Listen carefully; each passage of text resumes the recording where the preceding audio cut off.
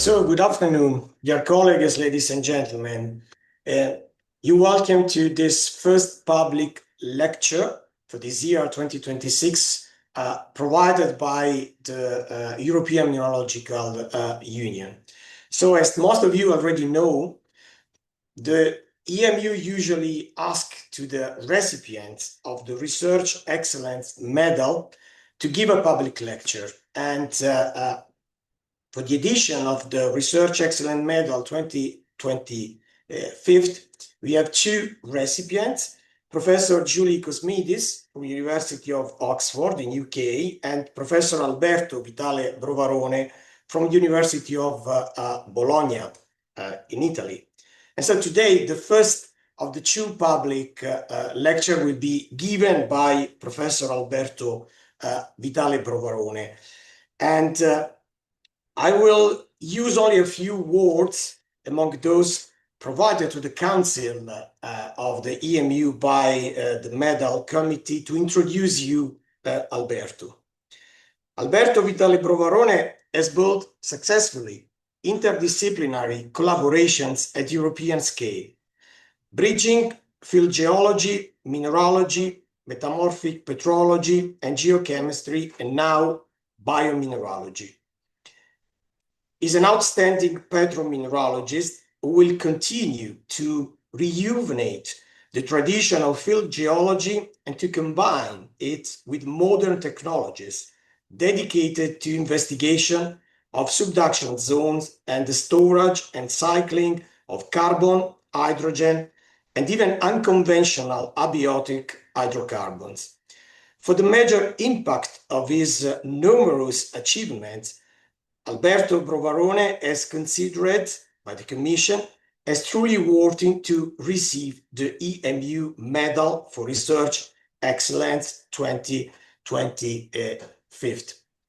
So before to give the stage to Alberto, I have to say that today for me it is very difficult to chair this public lecture because as most of you already know, I guess, few days ago, we lost one of our colleagues and friends, Professor Stefano Poli, from my same university, University of Milano, who actually passed away in a skiing accident.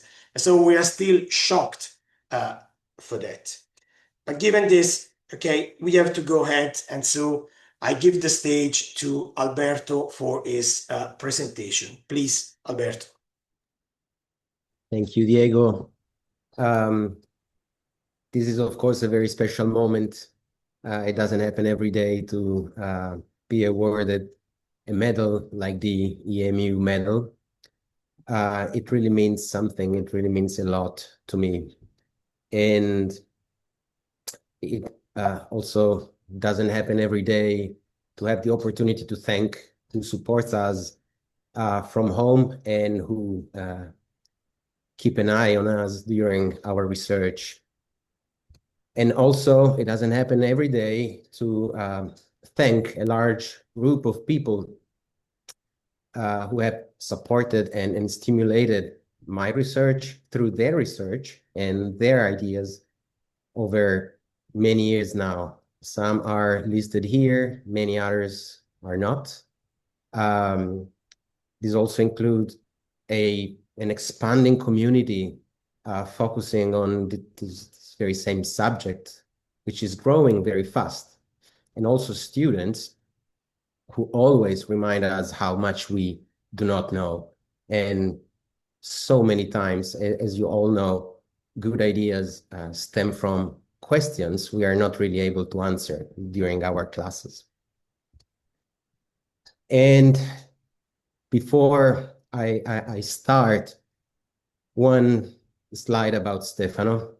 There's nothing I can say more than thank you, Stefano. Stefano received the same medal many years ago, and it is an honor not only to receive this medal, but also to receive the same medal that Stefano got many years ago. The last time I could discuss with Stefano was a few months ago in Rome for a meeting. And we could discuss about how to get people involved in geology, in the geosciences, how to get our new students towards us, how to do that. And Stefano invested a lot of time and effort trying to communicate geosciences in multiple and excellent ways. And his suggestion was just tell them something. Okay, Stefano, but what should I tell? Geologists are good at telling stories. And that is true. We are those who gave an age to the earth, who gave an age to the emergence of life and a setting to the emergence of life. We have many things to tell.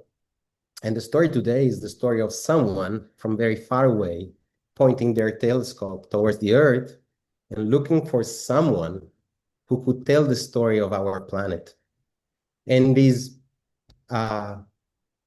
someone from very far away would know mathematics and physics quite well, also engineering. But what they could not know is what's hidden inside the earth. So they would probably be looking for little green beings wandering the mountains, looking for rocks and traces of these long history that we know and that we can tell. This is the earth.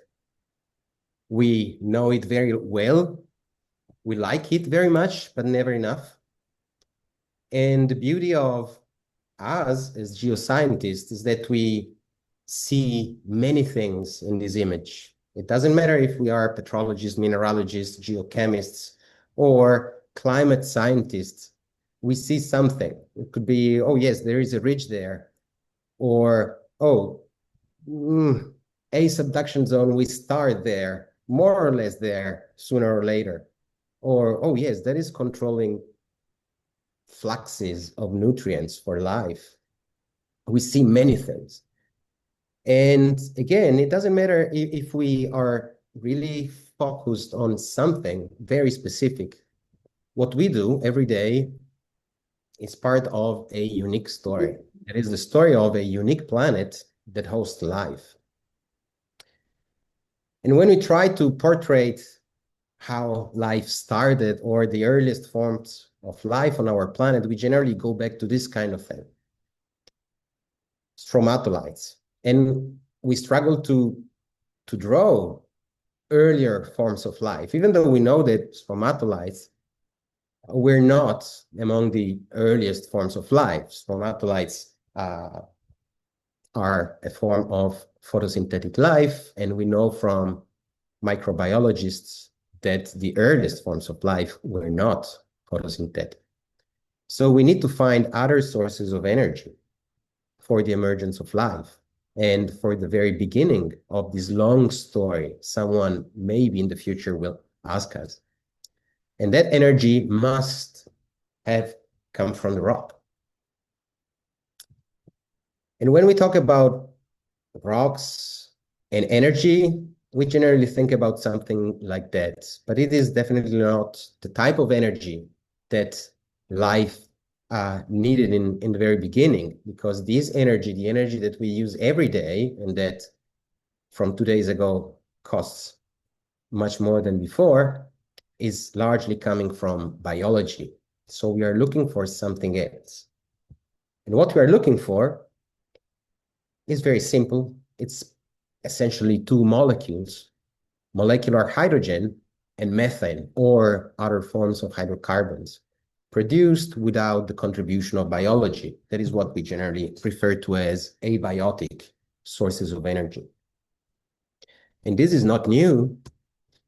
Theories about the origin of hydrocarbons or deep forms of energy started early on with Mendeleev, and then through the so-called Russian-Ukrainian theories, at a time where the two countries could cooperate much better than today. But this theories has remained very controversial because they implied or they relied on the existence of primordial hydrocarbons, either oils or gases, but primordial in origin and trapped inside the earth during its formation. And there is also, we should not be very surprised about the presence of abiotic forms of hydrocarbons. There are mountains made of solid methane on Pluto, and on Titan, what you see in blue has been carved by liquid methane. So the existence of abiotic hydrocarbons should not be that surprising. But this theory has remained very controversial for multiple reasons, some of which are quite reasonable. And then also other theories, in this case about the other molecule, hydrogen, molecular hydrogen by Russian scientist Vladimir Larin, who suggested that there is a lot of hydrogen hidden inside the deep earth, trapped inside minerals we still do not know much about. And this hydrogen has been degassing through time. And according to his theories, the reason why we still have water on Earth is because of this hydrogen.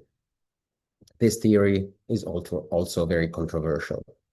And then a few decades ago, Thomas Gold added a little thing to these theories, a fundamental thing.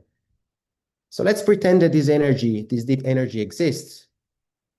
If that is the case, there must be a biosphere deep down inside the crust taking advantage of this energy.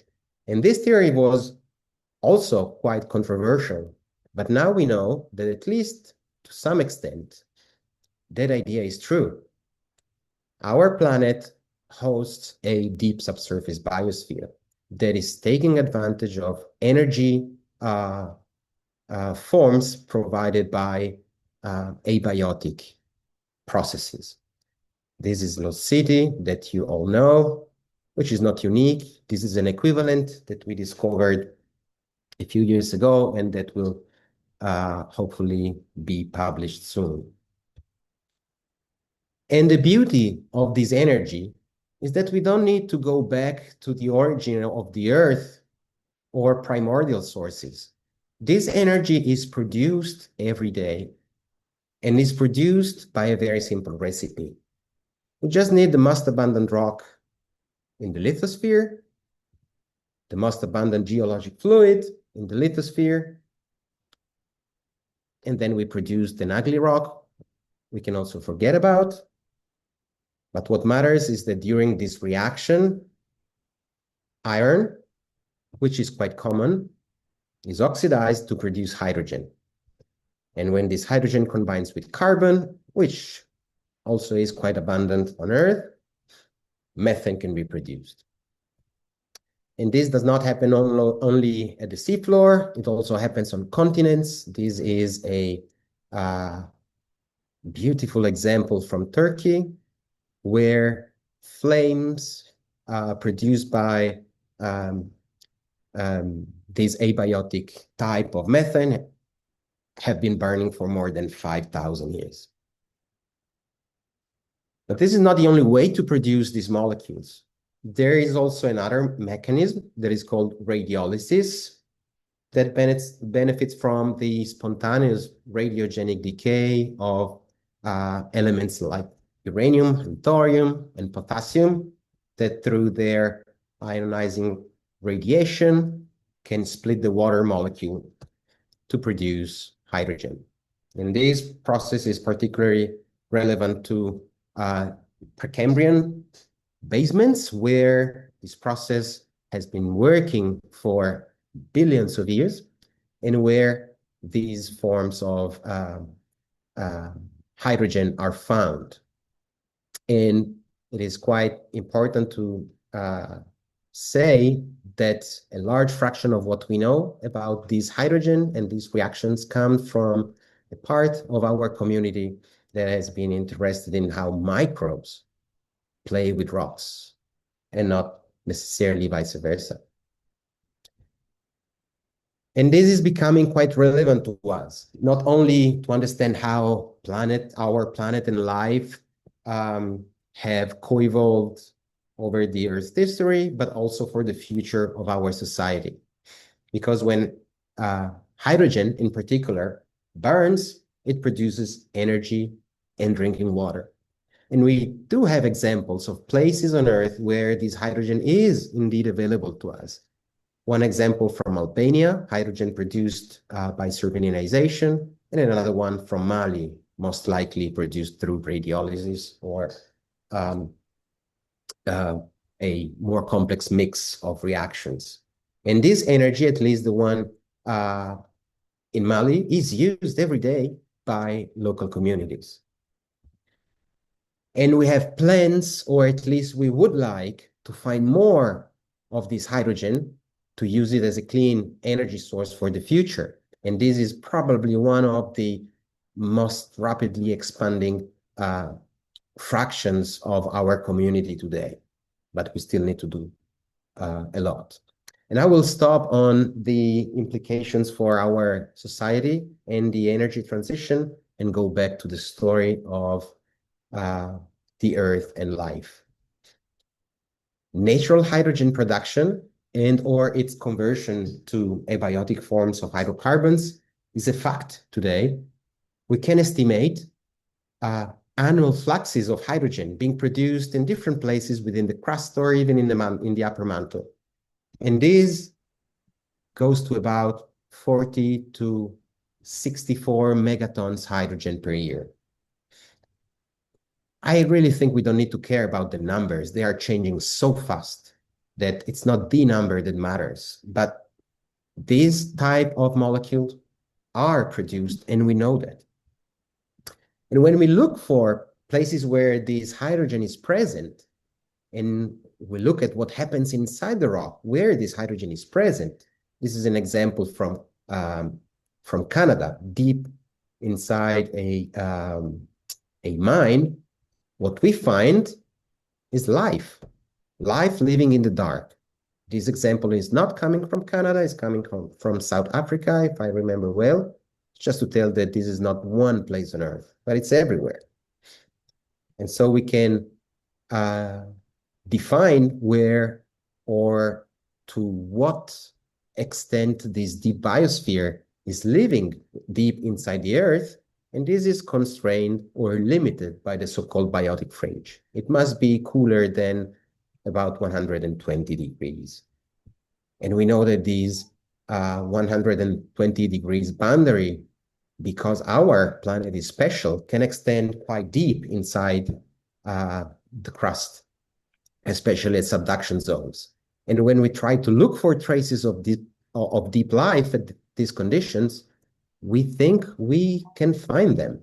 And this paper published a few years ago is a very nice example of that. And so we can try to estimate how much life is present in this deep biosphere. And these are just models. These numbers can be wrong or they can be perfectly right. We still don't know, but at least we can try to understand that. And this is going to be a huge part of the story that some kind of intelligent life will want to learn about our planet.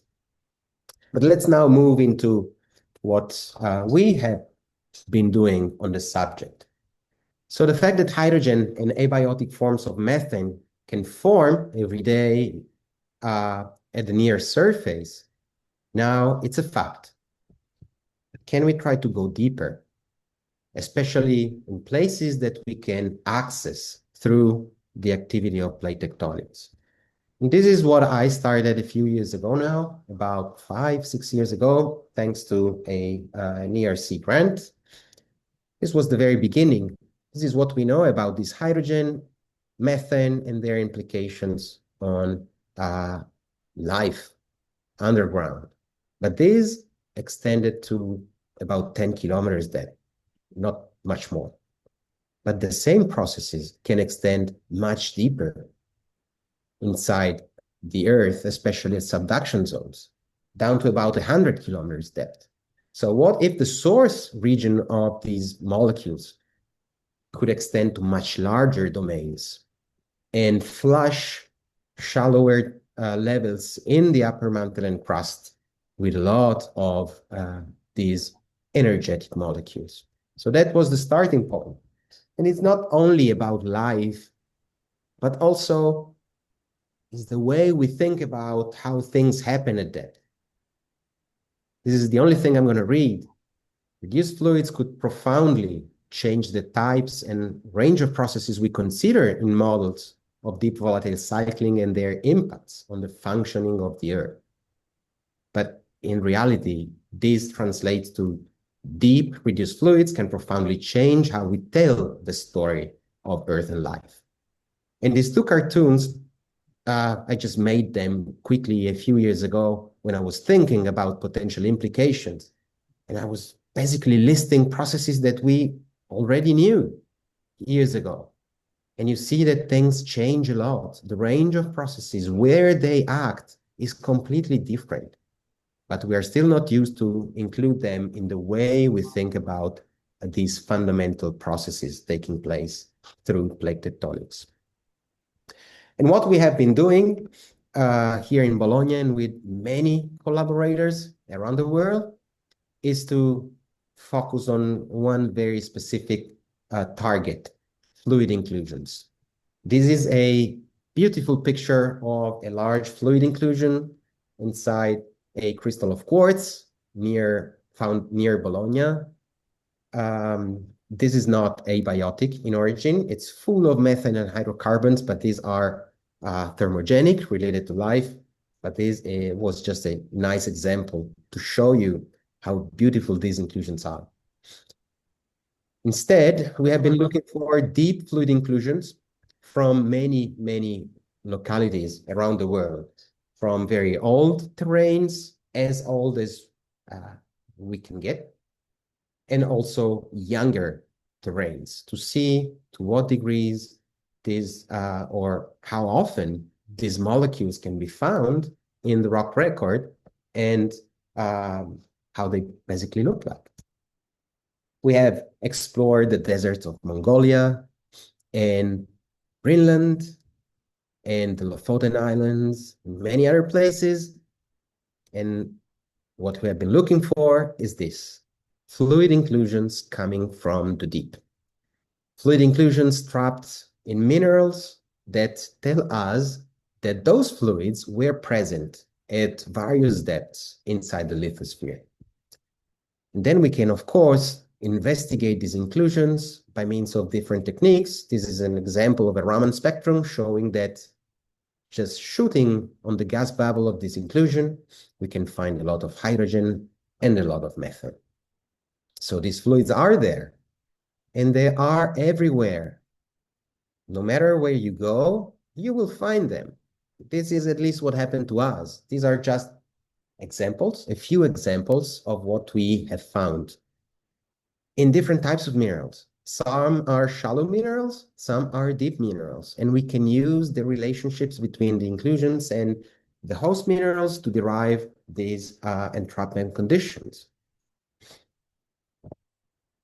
We can also use the geology, the field constraints to understand that these fluids can move along major fluid channels at depth and migrate towards the surface.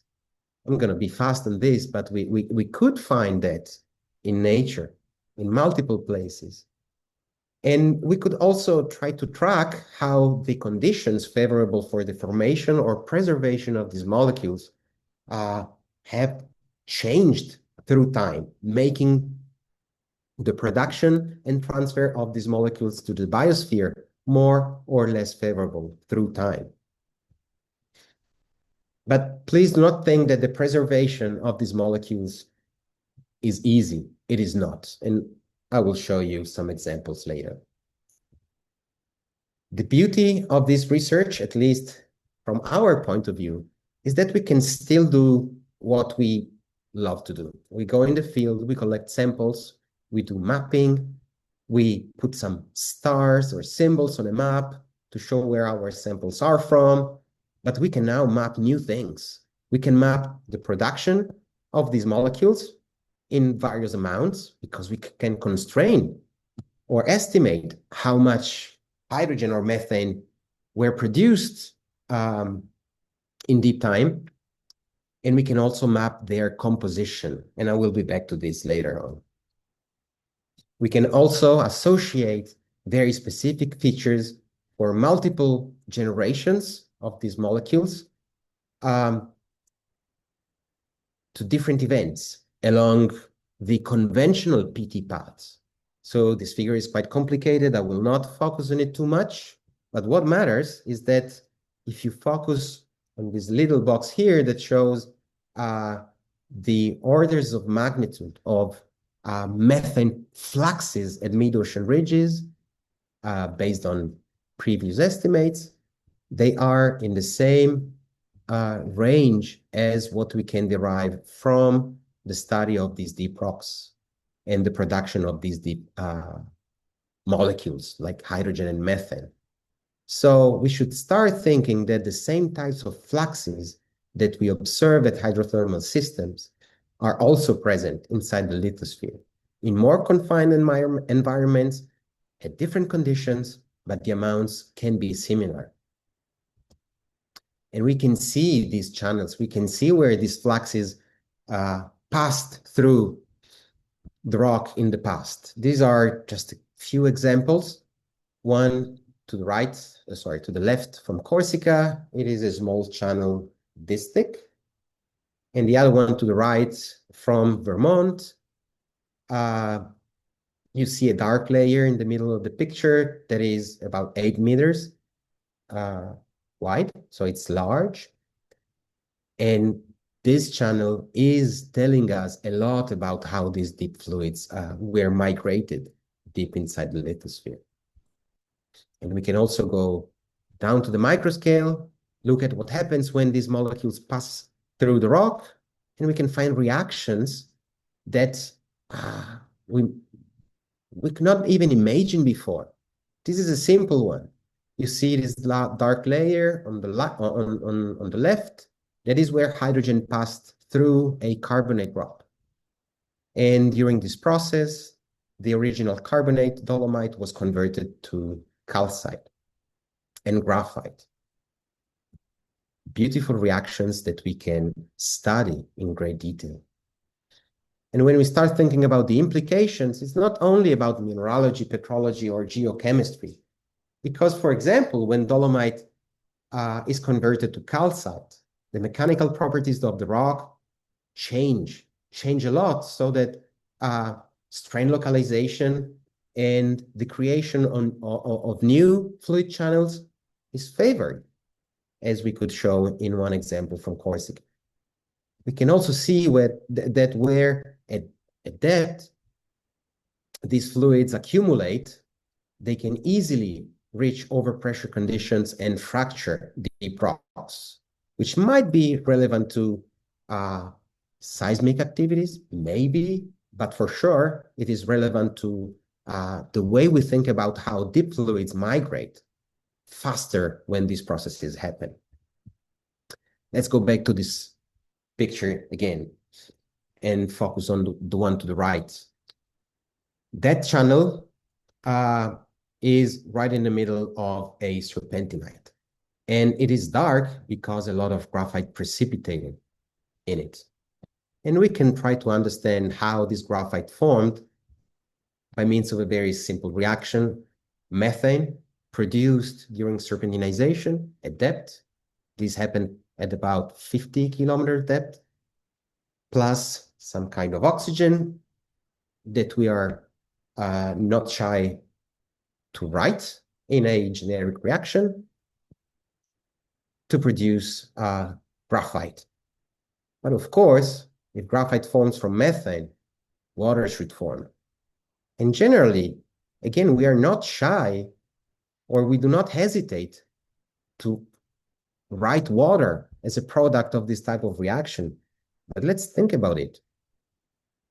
Is this the same water we generally talk about while discussing about water cycling, from subduction to dehydration? No, this is different because hydrogen is coming from methane. Oxygen is coming from somewhere else, but not from water. This is another example that adds something and that tells us more about this oxygen and water. This is another example where deep hydrogen passed through carbonate rocks. And in this case, the reaction is much simpler because we do see the reaction. Carbonate plus hydrogen, dissolved calcium, OH groups, methane, and water. And here it is clear that carbon for methane is coming from the carbonate, but also oxygen for the water. This is testified by carbon and oxygen isotopes of successive carbonate generations in this rock that can be explained at best by the production of methane and water from the reaction between hydrogen, which is a dry fluid, and carbonate, which is a nominally anhydrous mineral. Sorry, there's a typo in the slide. So, is this just about the production of unconventional forms of water? No, it's also about the production of hydrous minerals that did not form from conventional water sources or through the recycling of pre-existing hydrous minerals. These are experimental results. You can see the reactants on the top of the image and the products in the figure, and at the bottom, the fluids that could be measured after the piston cylinder experiments that were done in Milan in Stefano's laboratory. And you can see that from carbonate hydrogen reactions, portlandite can form. This is an obvious reaction. But the water for portlandite, about 30% water, if I remember well, is coming from two dry reactants, carbonates and hydrogen. And the same to the right, from forsterite and hematite and hydrogen, we can form brucite. Why is this so important? We know that most likely hydrogen is coming from water. So does it really change if we go back to water after hydrogen oxidation? I think it's more complicated than that. And this is because hydrogen is immiscible in aqueous fluids, even at great depths inside the mantle. And it diffuses very fast. And it will tend to go towards oxygen-richer domains. So this process could potentially form water in dry reactants without the need of subduction or processes that actually brings the conventional type of water through hydrous minerals and so on and so forth. Is this relevant to one funny carbonate rock we found in the Alps and maybe a few others? Or is it relevant to a larger scale? Let's go back to this compilation of processes producing hydrogen and to flux estimates, up to 64 megatons a year.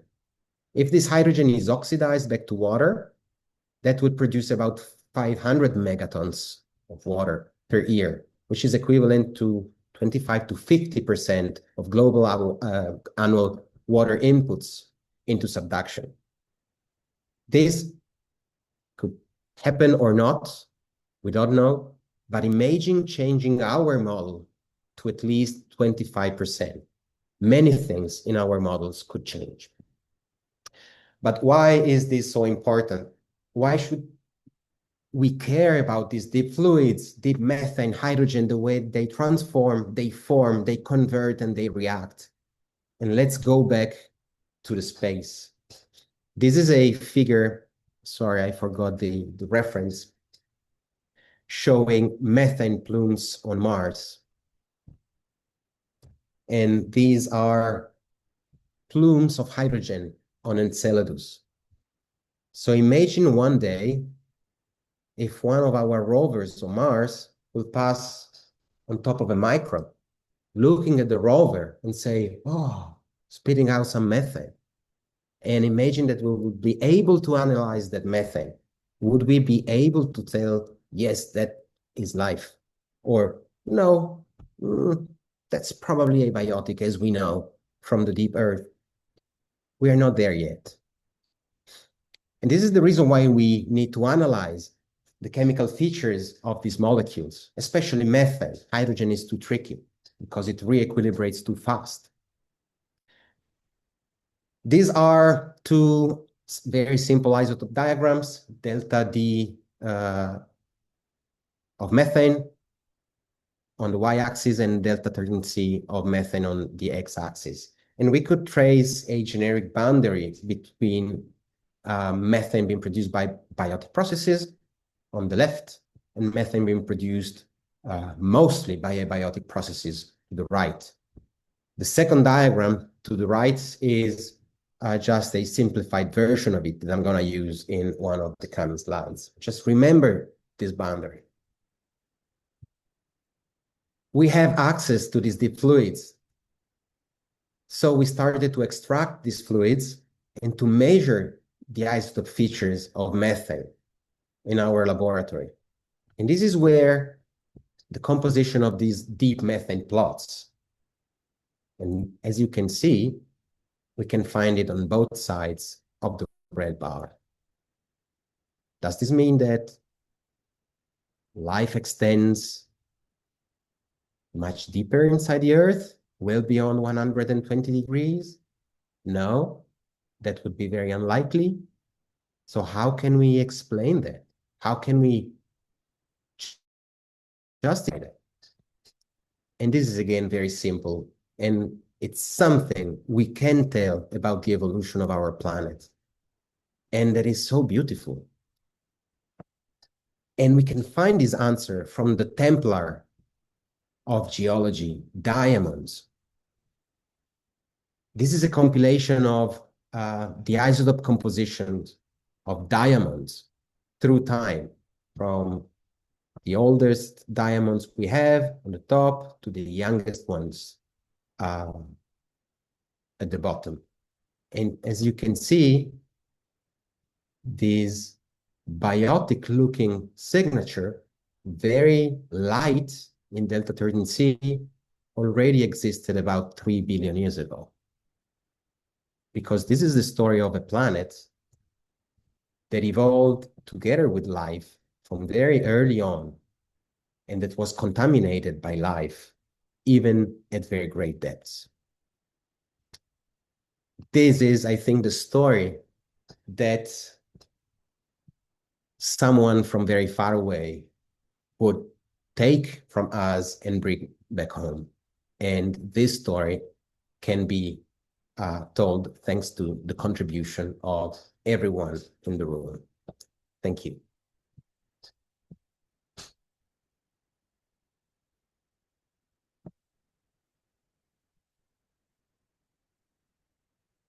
Microphone.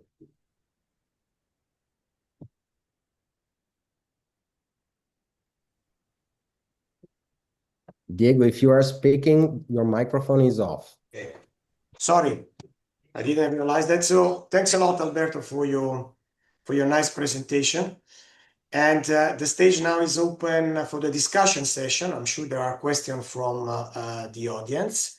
We can also see if someone wrote something in the chat, but please, if there's any question. I've seen Isabel at the beginning, if I'm not wrong. Yes, I can get started. Thank you so much, Alberto, for this very nice presentation and sharing with us your really deep thoughts about the hydrogen and the methane in the deep earth and how they cycle back and forth as a function of time. I had a couple of general questions, maybe. So you mentioned the turning point about these histories with the Tommy Gold hypothesis, and I was wondering how influential this has been for you. You're muted, Alberto. You're muted, yeah. Yes, sorry, it's gonna happen multiple times. A lot, in short, a lot. It's not only about Thomas Gold, and it's much broader than that. All those theories, I'm gonna go back to the slides because I really think we need to do that. those theories, the so-called controversial theories, are beautiful. They are so rich of good ideas. They are probably wrong for the major statements. Okay, should appear again right now. Yes. So the main issue is this primordial origin for these molecules. But who cares about the origin? These people and Larin and Gold, they have been thinking about the implications of these things for years. And if you start reading what they wrote, and to be honest, I have started reading, but I have not finished yet because it is super rich. It's so inspiring. And again, they might be right or wrong. It doesn't care. They have explored things that go well beyond our conventional oxygen based thinking. So yes, very influential. Okay, thank you. Thanks, Isabel. There are other questions from the audience?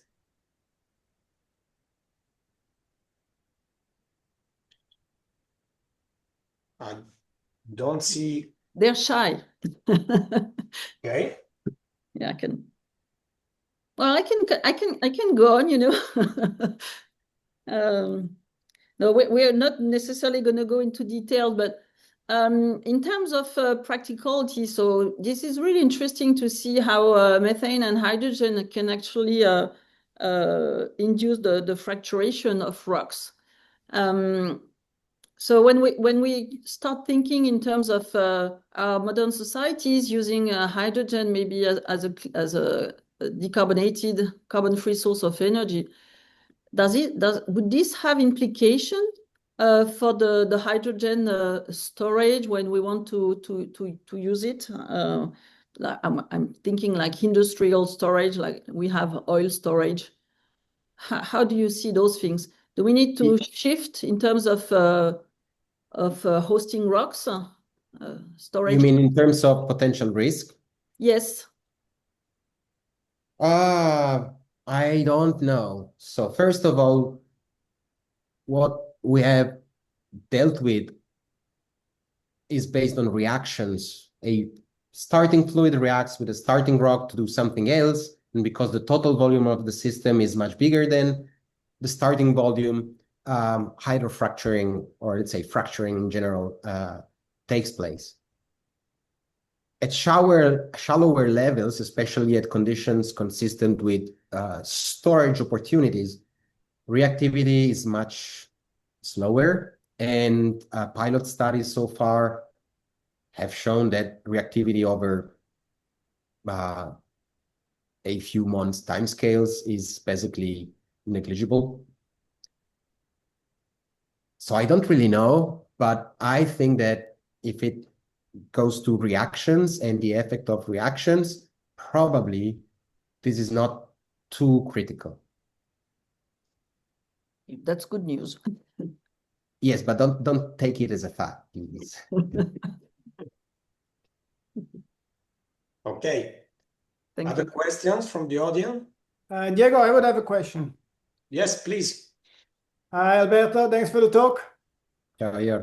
That's good. So you showed that the iron 2 to iron 3 transition is very important for the production of the hydrogen, no? Close to the at shallow levels. Now at deep levels, we could also think that this process is reversed, so that we have iron 3 as a trace in silicon minerals. When we add hydrogen, we can put the hydrogen in the mineral and compensate by going from the iron 3 to the iron 2 again. In this way, we don't produce any water. We just incorporate our hydrogen in the nominally anhydrous minerals, and nothing happens. Absolutely. So can you give us an idea, have you thought of how important this process could be with respect to producing actually this hydrous fluid at depths by the introduction of hydrogen? It must be a combination of the two things. And it is hard to draw a global message, because of course it depends on the conditions at which these reactions or interactions happen, the minerals being involved, hydrogen and carbonate or hydrogen and olivine, and also the solubility of hydrogen, meaning molecular hydrogen in minerals compared to other forms of hydrogen, right? And honestly, what I find confusing from the NAMS community and coming from the molecular hydrogen community is the fact that most of the time we call water whatever form of hydrogen we deal with. This is extremely confusing. You cannot use the redox potential of molecular hydrogen if hydrogen is not in its molecular form, or you would need more complicated reaction pathways.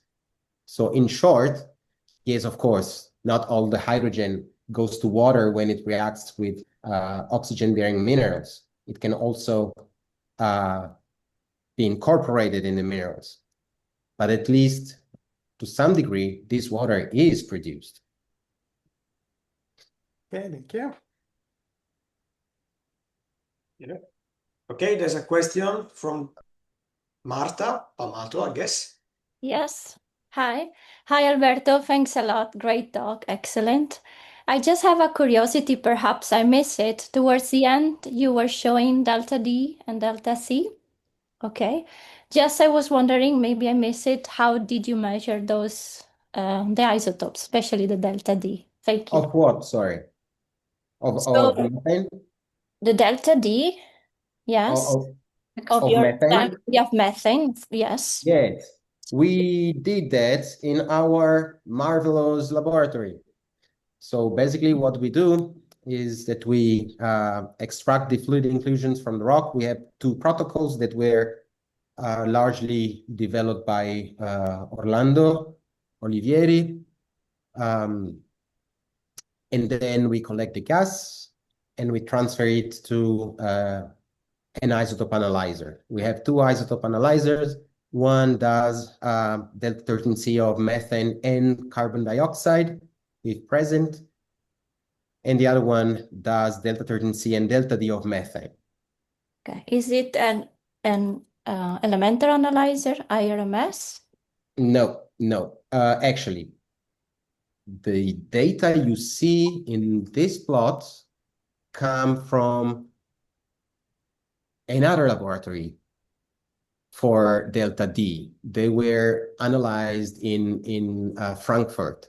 Now we can do the same things in our lab. In Frankfurt, it was a mass spectrometer, whereas our analyzer are laser-based technologies.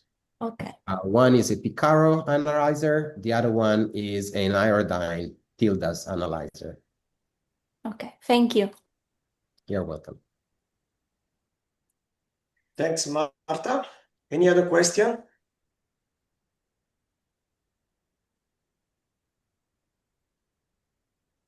I have one. Okay, go ahead, I Isabella. was I was very curious about the reactions when you have methane intruding the dolomite and producing calcite and graphite. What happens to the magnesium? Okay. It depends. It depends on how you want to investigate the reaction. So we did that in two different ways. One, that is the published one, was a conventional pseudo-section in which we added increasing hydrogen amounts, and this reaction was actually predicted with, I don't remember if that was brucite or another mineral accounting for the magnesium loss from carbonate. But by using less conventional models, such as the DEW model, what we saw is actually that the solubility of magnesium in this system is so high that you don't really need to precipitate any solid. So the fluid that is produced is more magnesium than calcium, and it probably goes somewhere else. Okay. Thank you very much. There's a question from Just one thing. Mauro. You can see this is not about magnesium, but the little iron that was present in the starting carbonate. You can see shiny particles. Those are magnetite particles forming from the ferron component of the dolomite. Okay, there's a question in the chat from Mauro Principe from University of Turin. His microphone is not working. Mauro wrote, I guess there are thermodynamic calculations that support the model based on those reactions you showed us. Based on those models that should exist, can you estimate pressure and temperature of the environment where those reaction occurs? What reaction specifically, like this one, or better, this one? I guess so. So the important thing here is that this type of reaction, again, is obvious to us. Those reactions, or even the simplest one, hydrogen plus oxygen equal to water, they are written everywhere. But we have never focused on the water part because we are on a blue planet, so water is never an issue, right? Then when you start dealing with these reactions in rocks that did not contain any hydrous phase, you start figuring out that something weird must have happened with water.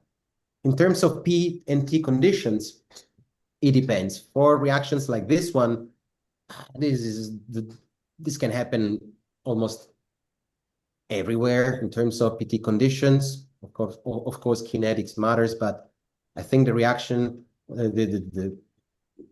it's very broad in terms of PT conditions. So it's not very useful to constrain pressure and temperature conditions, and we did not use it. For other reactions, yes, for sure.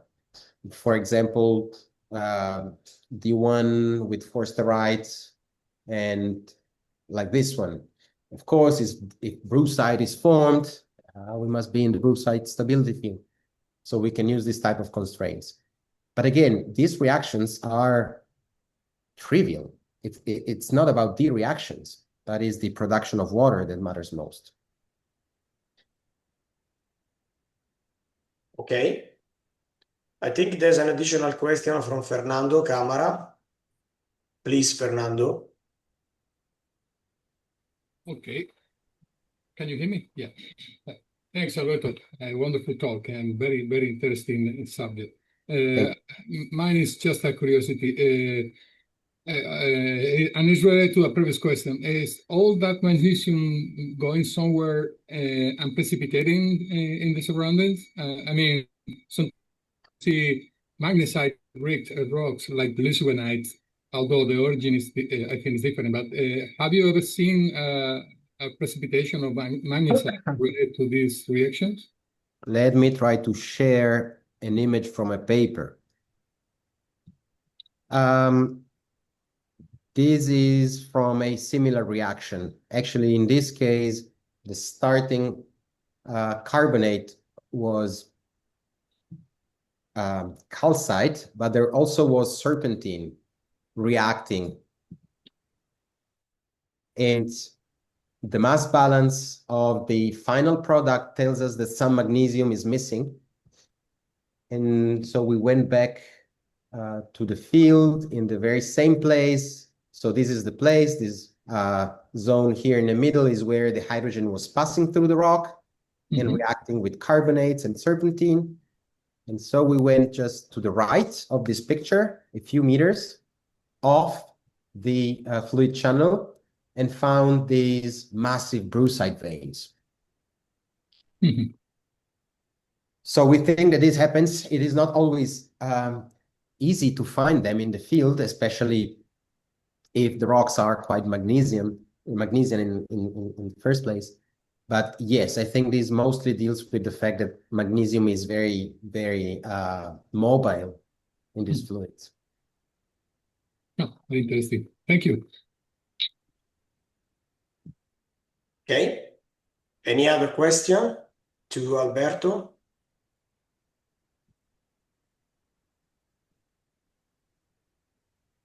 I don't think so, and I don't found any new question, neither in the chat. Okay. So if not, Isabel, I think we can conclude this public lecture, if you agree. Yes, I agree. Thank you. Thank you so much, Alberto, for this really outstanding presentation. Thank you, Diego and Kevin for organizing it. So it's really nice to see so many attendees to this presentation.